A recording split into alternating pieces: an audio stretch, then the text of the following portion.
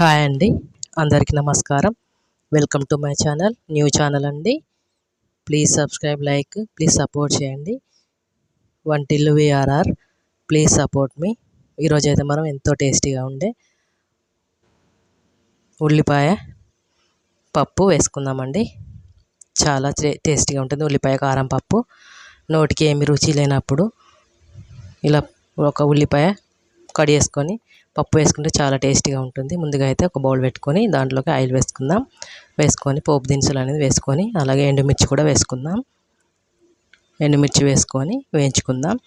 వేగిపోయినాయి కదా, ఒక పెద్ద సైజు ఉల్లిపాయని ఇలా చిన్న ముక్కలు కడిగేసుకొని ఇప్పుడు దీంట్లోకి అలాగే కరివేపాకు 2 కలిపి వేసుకుందాం. వేసుకొని వీటిని ఒకసారి కలుపుకొని వేయించుకుందాం. చాలా టేస్టీగా ఉంటుందండి ఉల్లిపాయ కారం పప్పు. రుచిగా కూడా ఉంటుంది నాలుకకు. తప్పకుండా ఒకసారి ట్రై చేయండి. అలాగే ఉప్పు కూడా వేసుకుందాం.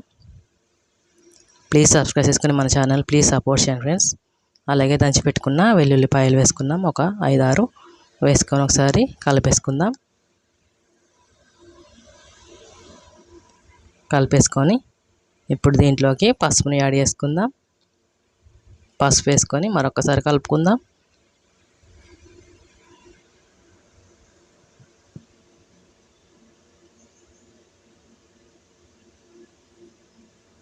చూడండి, వీటిని చక్కగా వేయించుకున్న తర్వాత ఇప్పుడు మనం దీంట్లోకి నానబెట్టి పెట్టుకున్న పెసరపప్పును వేసుకుందాం. నీళ్ళతో పాటు వేసుకోండి. వేసుకొని ఒకసారి కలిపేసుకుందాం. ఒకసారి కలిపేసుకున్న తర్వాత చూడండి, పప్పుని కొద్దిగా ఉడకనిద్దాం. మనం ఇలాగా కొద్ది వాటర్లోనే పప్పును ఉడికించుకుందాం కొద్దిసేపు. చూడండి, ఇలా దగ్గర పడినాక మనకి ఎంత కావాలో వాటర్, పప్పు ఉడకడానికి అంత వాటర్ని పోసుకుందాం. పప్పు అనేది బాగా మెత్తగా ఉంటే బాగోదు కదా, కొంచెం పలుకు పలుకు ఉంటే మనకు చాలా టేస్టీగా ఉంటుంది పెసరపప్పు. ఒకసారి ఇలా ట్రై చేసి చూడండి. ఇలా వాటర్ పోసుకొని ఇప్పుడు మనం దీన్ని కొద్దిగా ఉడికించుకుందాం. చూడండి, పప్పు అనేది ఉడకడం స్టార్ట్ అయింది కదా. ఒకసారి కలుపుకుందాం. కలుపుకొని పప్పు అనేది కొద్దిగా ఉడికిన తర్వాత కారాన్ని అయితే యాడ్ చేసుకుందాం. పప్పు కొంచెం కారం ఎక్కువనే పడుతుందండి, ఎందుకంటే కారం కారం ఉంటే పప్పు అనేది టేస్టీగా ఉంటుంది నోటికి. కొద్దిగా కారం అంతా వేసుకొని ఇప్పుడు దీంట్లోకి కొద్దిగా పచ్చిధనియాల పౌడర్ వేసుకుందాం. అలాగే కొద్దిగా గరం మసాలాని వేసుకొని ఒకసారి కలుపుకుందాం. కలుపుకొని మూత పెట్టించి ఒక్క నిమిషం మగ్గితే మనకు పప్పు అనేది ఉడికిపోతుంది. చూడండి, నీరు అంతా కొద్దిగా ఇనికిపోయింది కదా, పప్పు కూడా కొద్దిగా ఉడికిపోయింది.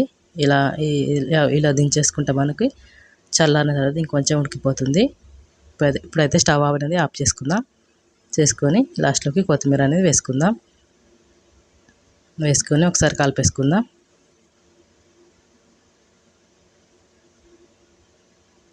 కలిపేసుకొని మనం దింపేసుకుందామండి.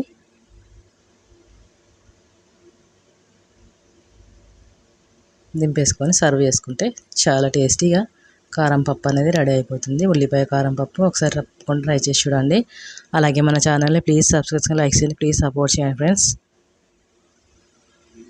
చాలా టేస్టీగా ఉంటుంది, నోటికి చాలా రుచిగా కూడా ఉంటుంది. Please subscribe, like, please support. Thank you for watching అండి.